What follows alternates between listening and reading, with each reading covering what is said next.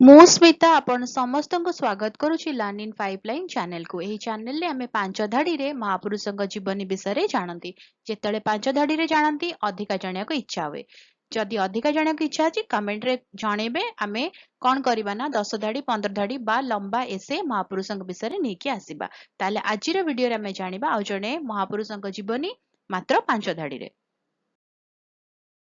ରାଜା ବିକ୍ରମାଦିତ୍ୟ ଉଜ୍ଜୟିନର ଜଣେ କିମ୍ବଦନ୍ତୀ ଶାସକ ଥିଲେ। ସେ ତାଙ୍କର ଜ୍ଞାନ, ସାହସ ଏବଂ ନ୍ୟାୟ ପାଇଁ ଜଣାଶୁଣା ଥିଲେ।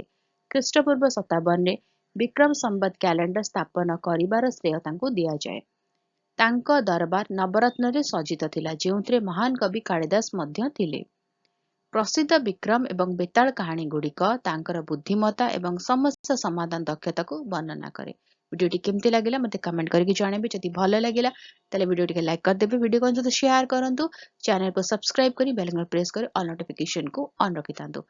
ତାହେଲେ ଦେଖା ହେବା ଆଗାମୀ ଭିଡ଼ିଓରେ। ନମସ୍କାର।